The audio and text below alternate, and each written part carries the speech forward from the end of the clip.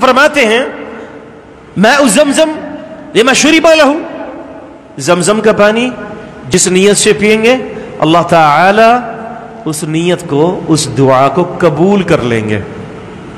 ابن حجر الاسقلانی کے ذہن میں یہ حدیث تھی، انہوں نے کیا کیا کہ زمزم کا پانی کہ یا اللہ ذهبی بنا دے۔ سبحان اللہ، جس نیت سے پانی پیا تھا وہ دعا قبول ہو گئی۔ کہتے ہیں کہ بعد میں پھر عمرے کی غرض سے گیا تو پھر زمزم پیا اور سوچا کہ یا اللہ میں نے ذهبی کیوں مانگ لیا تھا۔ ان الحمد للہ نحمده ونستعینه ونستغفره ونعوذ بالله من شرور انفسنا ومن سيئات اعمالنا من يهده الله فلا مضل له ومن يضلل فلا هادي له واشهد ان لا اله الا الله وحده لا شريك له واشهد ان محمدا عبده ورسوله اما بعد فان خير الحديث كتاب الله وخير الهدي هدي محمد صلى الله عليه وسلم وشر الامور محدثاتها وكل محدثة بدعة وكل بدعة ضلالة وكل ضلالة في النار اما بعد فاعوذ بالله السميع العليم من الشيطان الرجيم من همزه ونفخه ونفثه لقد كان لكم في رسول الله أسوة حسنة وقال تبارك وتعالى في مقام الآخر كما ورد في سورة الحجر بعد أعوذ بالله السميع العليم من الشيطان الرجيم من همزه ونفخه ونفثه إنا نحن نزلنا الذكر وإنا له لحافظون رب اشرح لي صدري ويسر لي أمري واحلل عقدة من لساني يفقهوا قولي۔ نبی پاک صلی اللہ علیہ وسلم کو اللہ تبارک و تعالی نے بہت ساری خوبیاں عطا فرمائی ہیں، اور حقیقت کے اندر آدم علیہ السلام سے لے کر قیامت تک نبی کریم صلی اللہ علیہ وسلم جیسی خوبیوں سے بھرا ہوا، خوبیوں سے مالا مال شخصیت اللہ نے پیدا ہی نہیں کی۔ آپ صلی اللہ علیہ وسلم کی خوبیوں پر اہل علم نے بڑی کتابیں لکھی ہیں، بڑی بڑی کتابیں لکھی ہیں، اور رسول اللہ صلی اللہ علیہ وسلم کی اپنی ذات، جو آپ صلی اللہ علیہ وسلم کی جو ذات گرامی ہے، نبی پاک صلی اللہ علیہ وسلم پر جو دین اللہ نے اتارا،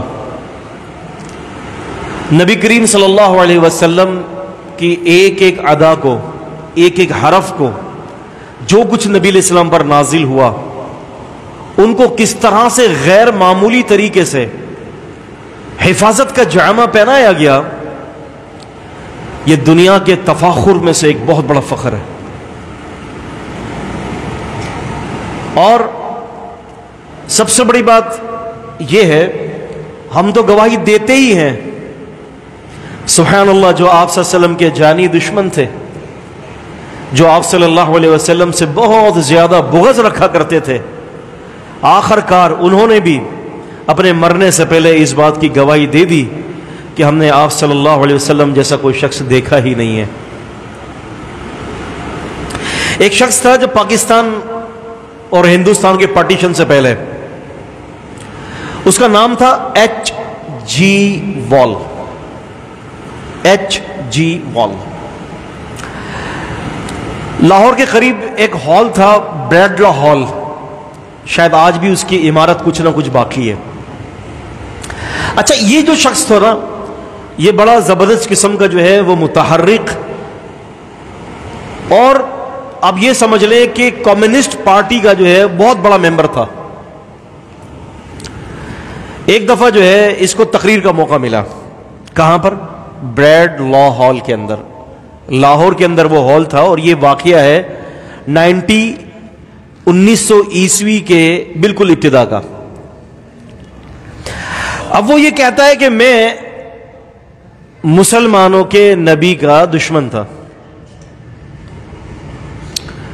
اور کہتا ہے کہ میں نے پوری زندگی آپ کے خلاف لکھا ہے، لیکن کہتا ہے کہ آخری وقت کے اندر جب میں نے اس ہال کے اندر تقریر کی تو میں نے اس تقریر کے دوران اپنی گفتگو کا جو سبجیکٹ رکھا نا وہ تھا دی ہسٹوریکل رول آف اسلام. اس کے اندر یہ کہتا ہے کہ میں نے محمد صلی اللہ علیہ وسلم کی زندگی کو دیکھا ہے, آپ صلی اللہ علیہ وسلم کی زندگی کو غور سے پڑھا ہے, آپ کے اطوار کو, آپ کے حالات کو, آپ کے معاملات کو. کہتا ہے کہ آپ نے جن جن جگہوں پر بھی فتوحات حاصل کی ہیں نا, میں نے ان فتوحات کو بھی دیکھا ہے. کہتے ہیں کہ بڑی بڑی فتوحات ہوئی ہیں, سکندر اعظم, مغل اعظم, اور بڑے بڑے لوگوں نے فتوحات حاصل کی ہیں. جب بھی کسی قوم پر غالب آ جاتے تو ظلم کی ایک لمبی قطار ہوتی. لیکن کہتے ہیں کہ میں سلوٹ کرتا ہوں مسلمانوں کے نبیوں پر, انہوں نے جس بھی قوم کو فتح کیا, کہتے ہیں کہ وہ بروٹ ملٹری کمپائنز نہیں ہوا کرتی تھی, فوجی وحشیانہ مہم نہیں ہوا کرتی تھی, بلکہ آپ نے اپنے عظیم مبارک تعلیم سے پوری تاریخ کو جو ہے وہ اندھیروں سے نکال کر روشنی کی طرف لے آئے. ایک غیر مسلم نبی پاک صلی اللہ علیہ وسلم کی تعریف کر رہا ہے. رسول اللہ صلی اللہ علیہ وسلم کو جو خوبیاں دی ہیں, امام جلال الدین سیوطی رحمۃ اللہ علیہ نے اس کے اوپر مستقل ایک کتاب لکھی ہے الخصائص الکبریٰ کے نام سے, اور بتاتے ہیں کہ رسول اللہ صلی اللہ علیہ وسلم کو پچھلے نبیوں پر 250 سے زیادہ فضیلتیں حاصل ہیں. کتنی؟ 250 سے زیادہ فضیلتیں حاصل ہیں. اور وہ فضیلتیں اور ان تمام چیزوں کے بارے میں مختلف جگہوں پر آج بھی دنیا کی کتابوں کے اندر نبی پاک صلی اللہ علیہ وسلم کی یہ تعریف موجود ہے. ہم اللہ کے نبی صلی اللہ علیہ وسلم کے بارے میں مطالعہ کرتے ہیں, نبی کی سنت کے بارے میں مطالعہ کرتے ہیں. ہمیں یہ بھی پتا ہونا چاہیے کہ اللہ کے رسول صلی اللہ علیہ وسلم ہمارے آنکھوں کا تو تارا ہے, ہمارے سر کے تو تاج ہے ہی, لیکن الحمدللہ نبی پاک صلی اللہ علیہ وسلم دنیا بھر کی کتابوں کے اندر ان کے سب کے آنکھوں کا تارا اور ان کے سب کا سر کا تاج ہے. ہمیں معلوم ہونا چاہیے. یہ ایک شخص تھا, ابھی کی بات ہے, کچھ زیادہ سال نہیں ہوئے کہ 15-20 سال ہوئے ہیں, اس کا نام تھا بن جامن ڈیوڈ کر کے اس کا نام تھا. اچھا, وہ کہتا ہے کہ میں نے کیا کیا کہ میں نے اللہ کے رسول صلی اللہ علیہ وسلم, یہ عیسائی, پکا غالی عیسائی, کہتا ہے کہ میں نے اللہ کے رسول صلی اللہ علیہ وسلم کے بارے میں جتنی بھی پیشن گوئی ہماری کتاب کے اندر ہے, بائبل کے اندر, علامہ قرافی کے اعتبار سے تقریباً نبی پاک صلی اللہ علیہ وسلم کی 55 بشارتیں موجود ہیں بائبل کے اندر. کتنی؟ 55. کہتے کہ میں نے ان ساری بشارتوں کو پڑھا تو میری کوشش یہ تھی کہ ان ساری بشارتوں کو میں نبی کریم صلی اللہ علیہ وسلم سے ہٹا کر اس کو ڈسپروف کر دوں, اس کو ختم کر دوں. کہتے ہیں میں نے محنت کی, اس پر محنت کی. کہتے ہیں کہ جب تھیسس جمع کرانے کا وقت آ گیا ایم فل کا, تو میرے ذہن کے اندر یہ بات آئی کہ میں کتنے ان دلائل کو رد کروں گا جو رسول اللہ صلی اللہ علیہ وسلم کی ذات گرامی کے بارے میں, جو آپ کی فضیلت کے بارے میں جو ہے وہ منقول ہے, کتنے دلائل کو رد کروں گا. لیکن کہتا ہے کہ جب میں نے تھیسس جمع کروائی تو میرا جو موضوع تھا وہ تھا رسول اللہ صلی اللہ علیہ وسلم کے خلاف جو بائبل کے اندر پیشن گوئیاں ہیں ان کو ڈسپروف کرنا. لیکن کہتا ہے کہ آخری وقت کے اندر میں نے قبول کر لیا بائبل کے اندر جتنی بھی پیشن گوئیاں ہیں وہ ساری کی ساری نبی پاک صلی اللہ علیہ وسلم کی ہی پیشن گوئیاں ہیں. اور کہتا ہے کہ پھر میں نے کتاب کا نام لکھا ہے محمد صلی اللہ علیہ وسلم. اس کتاب کا نام اس نے لکھا محمد صلی اللہ علیہ وسلم, اور اپنا نام یہ لکھا بن ڈیوڈ کر کے نام لکھا, داؤد نام نہیں لکھا. کہتا ہے کہ اس لیے کہ عیسائی لوگ یہ سمجھ جائیں کہ میں جب مسلمان نہیں ہوا تھا تب سے ہی میں نے نبی کریم صلی اللہ علیہ وسلم کی نبوت کو قبول کر لیا تھا. عزیزان قدر, یہ ایک بڑا مسئلہ ہے,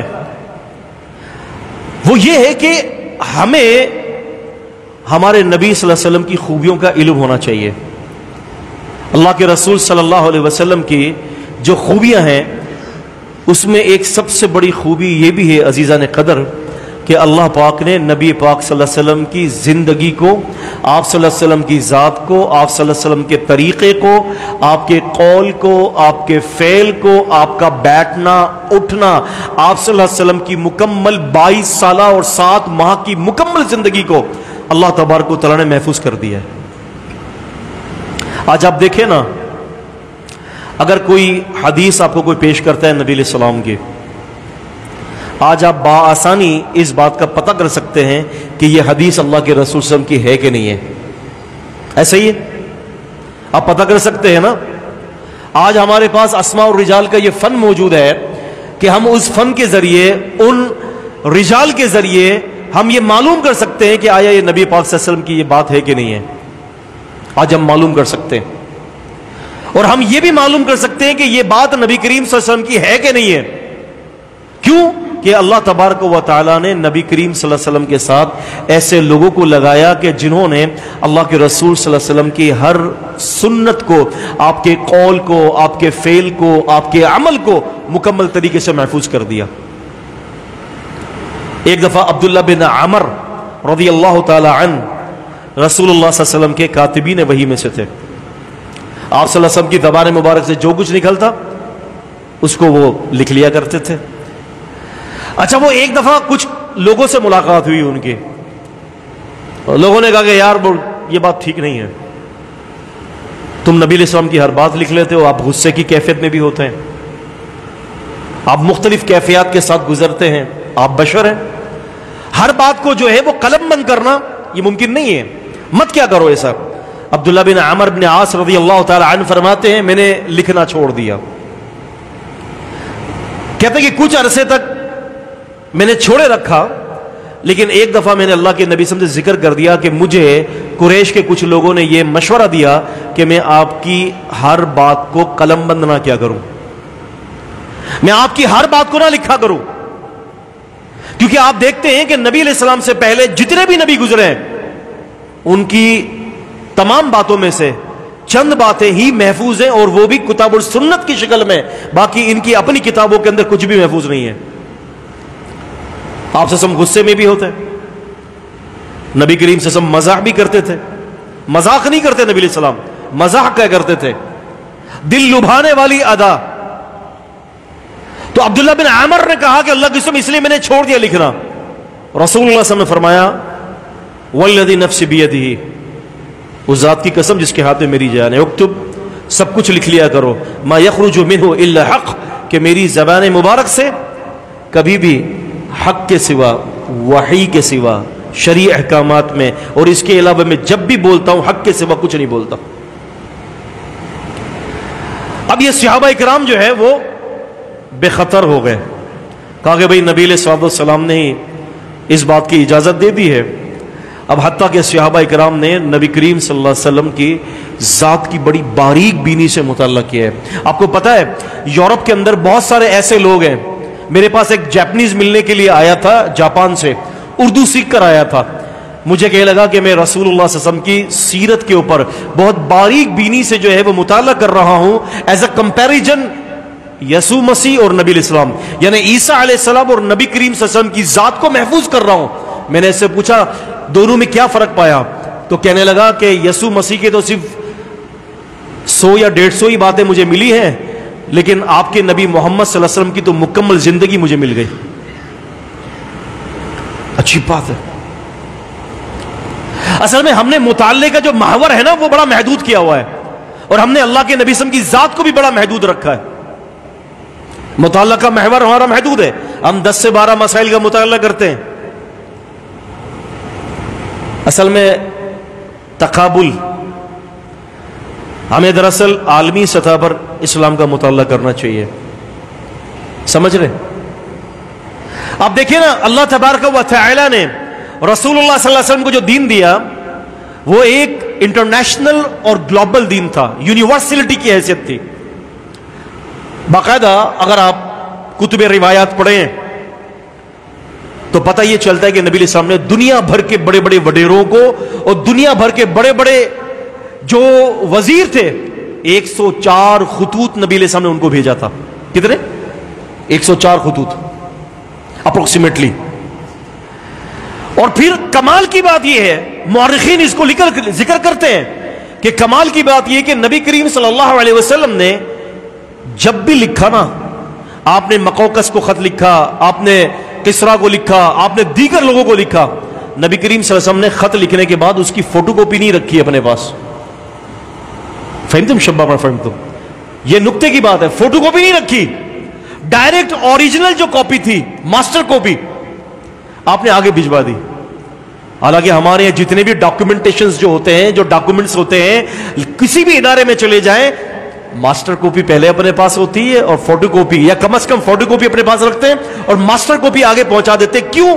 کہ تاکہ وہ جتنے بھی ایکٹس ہیں، آرڈیننس ہیں، جو کنسٹیٹیوشنز جو ہیں، وہ سارے کے سارے ضائع نہ ہو جائیں. ایسا ہی ہے. اللہ کے رسول صلی اللہ علیہ وسلم نے ایک بھی فوٹو کاپی اپنے پاس نہیں رکھی. آپ کو پتا ہے کیوں؟ کبھی سوچا ہے کیوں؟ اس کی سب سے بڑی وجہ یہ تھی، اِنَّا نَحْنُ نَزَّلْنَا الذِّكْرَ وَإِنَّا لَهُ لَحَافِظُونَ، سورہ ہجر سورہ 15 کی آیت نمبر 9. اے نبی وسلم، اس دین کو ہم نے اتارا ہے. ترجمہ کیا لوگ کرتے ہیں؟ ہم نے اس قرآن کو اتارا اور اس کی ذمہ داری حفاظت کی ہمارے اوپر ہے. یہ ترجمہ ٹھیک نہیں ہے. ٹھیک ترجمہ یہ ہے، اے نبی وسلم، ہم نے اس دین کو، اس نصیحت کو اتارا اور اس مکمل نصیحت کی حفاظت کی ذمہ داری ہمارے اوپر ہے. کیوں؟ کہ صرف اللہ نے قرآن نہیں اتارا، بلکہ قرآن کے ساتھ ساتھ نبی کریم صلی اللہ علیہ وسلم کی احادیث کو بھی آسمان سے نازل کیا ہے. موٹ ٹو بی نوٹڈ ہے. اب نبی علیہ السلام نے خطوط بھیج دیے، ماسٹر کو بھی نہیں رکھی. وجہ اس لیے کہ نبی علیہ السلام کو اس بات کا ڈر نہیں تھا کہ میں جو کچھ بھی اپنی زبان سے نکالوں گا وہ ضائع ہوگا. نبی علیہ السلام کو معلوم تھا کہ اس کو قیامت تک کے آخری شخص تک پہنچانے کی ذمہ داری اللہ تعالیٰ کی ہے. کیا سمجھے؟ اسی لیے 3 طریقوں سے اللہ پاک نے نبی پاک صلی اللہ علیہ وسلم کی زندگی کی حفاظت کی ہے. 3 طریقے. نمبر 1، وہ صحابہ کرام جو نبی علیہ السلام کی باتوں کو حفظ کیا کرتے تھے. پہلے تو بڑے ہی زبردست صحابی ہیں، سیدنا ابو ہریرہ.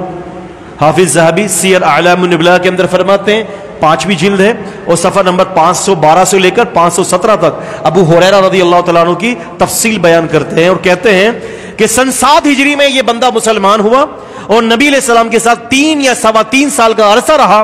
اس عرصے میں 5374 احادیث کو حفظ کیا تھا. کتنی؟ 5374. اور سیدنا ابو ہریرہ رضی اللہ تعالیٰ عنہ سے جن لوگوں نے روایت کیا ہے وہ تقریباً اپروکسیمیٹلی 800 لوگ ہیں کہ جنہوں نے ابو ہریرہ رضی اللہ عنہ سے حدیث کو روایت کیا ہے.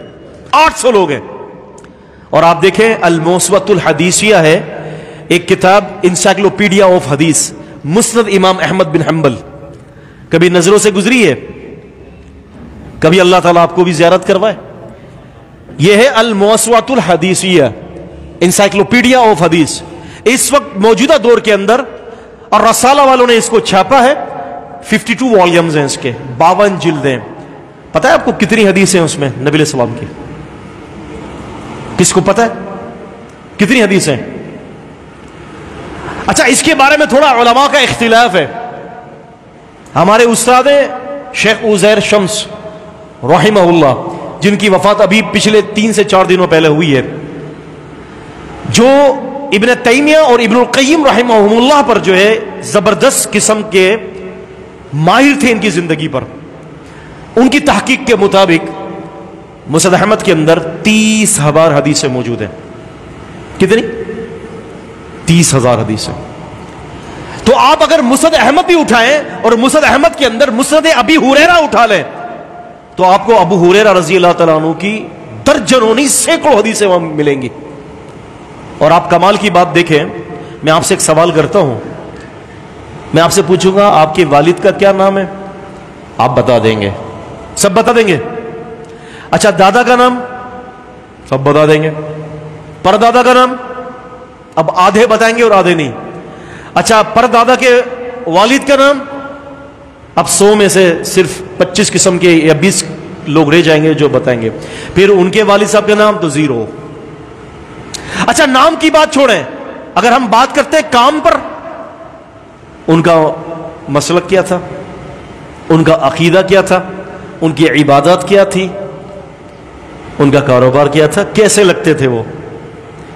آپ کو کہیں گے کہ یار کہاں پتا ہے، ہمیں کچھ بھی نہیں پتا، ہمیں تو اپنے دادا کے بارے میں صحیح انفارمیشن نہیں ہے. غلط تو نہیں کہہ رہا میں؟ ایسا ہی ہے. سبحان اللہ و بحمدہ سبحان اللہ العظیم. ایک مستشرق ہے، انگریزی میں اس کو کہتے ہیں اورینٹلسٹ. ایک مستشرق نے اسماء الرجال کی کتاب پر ایک پریفیس لکھا ہے، مقدمہ لکھا ہے، اور اس کے اوپر پی ایچ ڈی بھی ہوئی ہے، اور اس کتاب کا نام کیا ہے؟ الاصابہ فی تمییز الصحابہ۔ اپروکسیمیٹلی 8000 صحابہ اکرام، صحابیات، تابعین اور تابعات کو وہاں پر جمع کیا ہے ابن حجر الاسقلانی رحمۃ اللہ علیہ نے۔ ان کی اور بھی کتابیں ہیں، تہذیب التہذیب بھی ہے، تقریب بھی ہے، لسان بھی ہے، بہت ساری کتابیں، اور یہ بڑی کمال کی شخصیت ہے۔ ان کے بارے میں آپ کو ایک بڑا اچھا سا لطیفہ سناؤں۔ کہتے ہیں کہ حج کے لیے گیا تھا تو وہاں پر زمزم پینے کا دل چاہا، زمزم پیا اور اللہ سے دعا کی، یا اللہ امام زاہبی جیسا بنا دے۔ رسول اللہ صلی اللہ علیہ وسلم فرماتے ہیں ماء زمزم لما شرب لہ، زمزم کا پانی جس نیت سے پیئیں گے اللہ تعالی اس نیت کو، اس دعا کو قبول کر لیں گے۔ ابن حجر الاسقلانی کے ذہن میں یہ حدیث تھی، انہوں نے کیا کیا کہ زمزم کا پانی کہ یا اللہ زاہبی بنا دے۔ سبحان اللہ، جس نیت سے پانی پیا تھا وہ دعا قبول ہو گئی۔ کہتے ہیں کہ بعد میں پھر عمرے کی غرض سے گیا تو پھر زمزم پیا اور سوچا کہ یا اللہ میں نے زاہبی کیوں مانگ لیا تھا، اس سے کچھ اور اوپر کا مانگ لیا تھا۔ کہتے ہیں کہ یا اللہ اب امام زاہبی سے بھی اوپر لے جا مجھے، حافظے کے اعتبار سے اور خدمت حدیث کے اعتبار سے۔ اور آج آپ جانتے ہیں امام زاہبی سے بڑی خدمت حافظ ابن حجر الاسقلانی رحمۃ اللہ علیہ کی ہے۔ یہ بڑے عظیم لوگ تھے۔ تو میں گزارش یہ کر رہا ہوں آپ کے سامنے، الاصابہ کا جو پریفیس لکھنے والا جو بندہ تھا اس نے مقدمے میں ایک بات لکھی جو میرے اور آپ کے لیے بڑی زبردست ہے۔ ہم کہاں پڑھتے ہیں گھر کی مرغی دال برابر، ایسے تھوڑی بزرگوں نے بولا ہے۔ ہماری مطالعے کا، میں نے کہا نا ہمارے مطالعے کا محور بھی بڑا محدود ہے، ہماری سوچ کا محور بھی بڑا محدود ہے۔ ارے اپنے اس ہتھیار کو لے کر نکلے تو صحیح، دنیا میں تو گھومے، کتاب اور سنت کو واللہ کوئی بھی مقابلہ نہیں کر سکتا۔ شیخ الاسلام سے میں نے کہا تھا، ایک دفعہ ذکر بھی کیا تھا، شیخ الاسلام سے 17 سوالات لوگوں نے کیے تھے، عیسائیوں نے پوری 3000 صفحات کی کتاب لکھ دی، الجواب الصحیح لمن بدل دین المسیح کے نام سے پوری کتاب لکھ دی 3000 صفحات پر۔ کیسے عظیم لوگ تھے۔ تو فرماتے ہیں کہ ایسا ہوا کہ وہ مقدمہ لکھ رہا تھا، لکھتے لکھتے کہتا ہے کہ میں مسلمانوں کو سلوٹ مارتا ہوں اور کہتا ہوں کہ ان کے جیسی قوم خوش نصیب کوئی قوم نہیں ہے، ان کے لیے بڑا تفاخر ہے، یہ بڑا فخر اور بڑے ناز کی بات ہے۔ پتہ کیوں؟ کہتے ہیں کہ انہوں نے اپنے نبی کی زندگی کو تو محفوظ کر ہی لیا، لیکن نبی کی زندگی کے ساتھ ساتھ ان کے نبی کے جانشینوں اور ان کی نبی کے حدیث کو روایت کرنے والے 5 لاکھ لوگوں کی زندگی کو بھی محفوظ کر دیا۔ ابھی وقت نہیں ہے ورنہ میں آپ کو بتاتا، ہماری جو اسناد جو ہوتی ہے نا، اسناد، اب میں تو ایک طالب علم ہوں، میں ناقص ایک کمزور طالب علم ہوں، میری جو سند ہے محمد بن عبداللہ شجاع آبادی حفظہ اللہ سے لے کر نبی پاک صلی اللہ علیہ وسلم تک جو پہنچتی ہے، الحمدللہ وہ سند بھی آج میری محفوظ ہے۔ حافظ ابن حجر اسقلانی رحمہ اللہ سے ہوتے ہوئے، امام محمد بن یوسف فربری سے ہوتے ہوئے، امام بخاری رحمہ اللہ سے ہوتے ہوئے، یہ پہنچتے پہنچتے عبداللہ بن زبیر الحمیدی، امام سفیان، اور اس طرح سے ہوتے ہوتے سیدنا عمر بن خطاب رضی اللہ تعالیٰ تک میری سند پہنچتی ہے، محفوظ ہے۔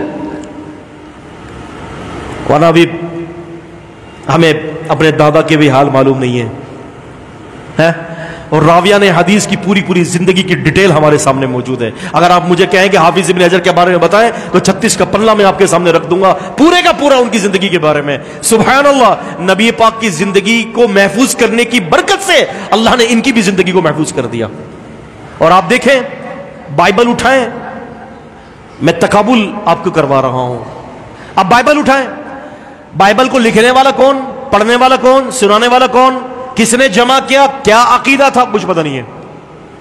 یہ کہتے ہیں مرقس، یوحنا، متی اور لوقا، کہتے ہیں کہ یہ 4 بڑے بڑے حواری تھے عیسیٰ علیہ السلام کے۔ اللہ کی قسم ان کی زندگی کا کچھ بھی نہیں پتا، صرف اتنا پتا ہے کہ یہ چاروں معمولی قسم کے مچھیرے تھے اور یہ چاروں کے چاروں الٹریٹ تھے، ان پڑھ تھے۔ کیا بتاؤں میں آپ کو، کتنی باتیں بتاؤں۔ یہ بڑے بے وقوف لوگ ہوتے ہیں جو منکرین حدیث ہوتے ہیں نا، یہ بڑے بے وقوف ہیں۔ ہر بات میں جو ہے نا یا تو اپنی عقل کو لائیں گے یا ہر بات کے اندر اپنے اعتراضات کو لائیں گے، اور اتنی بڑی بڑی محنتوں کو چٹکی بجاتے ہی ضائع کرنے کی کوشش کرتے ہیں۔ لیکن واللہ متم نورہ، اللہ تعالیٰ اپنے نور کو پورا کرتا ہے جی؟ کوئی ہے جو اللہ تعالیٰ کے نور کو مٹا سکے؟ جیسے یہ قرآن اللہ تعالیٰ کا نور ہے، پیغمبر علیہ السلام کی حدیث بھی اللہ تعالیٰ کا نور ہے، کون ہے جو مٹائے گا؟ تو میں تو خیر آپ کے ساتھ تو گفتگو کرتا رہتا ہوں، یہ تو ابھی جو یہ والی جو گفتگو جو میں آپ کے سامنے کر رہا ہوں حفاظت دین کی، بس اب میں اس کا صرف آپ کو چھوٹے چھوٹے پوائنٹ بتا دیتا ہوں۔ کچھ صحابہ کرام نبی علیہ السلام کی حدیثوں کو حفظ کرنے پر مامور تھے، کچھ صحابہ کرام لکھنے پر مامور تھے۔ میں نے اس کے اوپر پوری ایک تحقیق کی ہے، جو کتاب النبی صلی اللہ علیہ وسلم ہے، نبی صلی اللہ علیہ وسلم کے جو کاتبین وہی ہیں، میری ناقص تحقیق کے مطابق 61 کی تعداد بنتی ہے ان کی۔ کتنی؟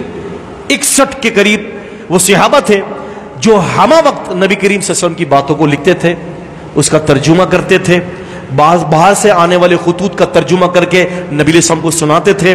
کچھ صحابہ کرام جو ہے وہ قرآن لکھتے تھے، کچھ صحابہ کرام نبی صلی اللہ علیہ وسلم کی سنتیں لکھتے تھے، کچھ صحابہ کرام گھر سے ہماری ماؤں سے امہات المومنین سے میٹیریل اٹھا کر اس کو قلم بند کرتے تھے، اور کچھ صحابہ کرام ان کو یاد کرنے کے بعد امت تک پہنچا دیا کرتے تھے۔ یہ 3 بڑے عوامل تھے جس کے ذریعے نبی پاک صلی اللہ علیہ وسلم کی زندگی کو محفوظ نہیں کیا گیا بلکہ محفوظ ترین کیا گیا ہے۔ یہ چند باتیں تھیں، کیونکہ علماء موجود ہیں اور مجھے تو آپ خیر سنتے ہی رہتے ہیں، اسی لیے میں نے موٹی موٹی یہ چند باتیں کی ہیں۔ اللہ تعالیٰ سے دعا ہے اللہ تعالیٰ ہمیں کتاب اور سنت کی صحیح معنوں میں قدر کرنے کی توفیق عطا فرمائے۔ عمل جو ہے نا، عمل بھی اس وقت آئے گا کہ جب ہم دل سے اس کی قدر کریں گے۔ اقول قولی ھذا استغفر اللہ لی ولکم ولسائر المسلمین۔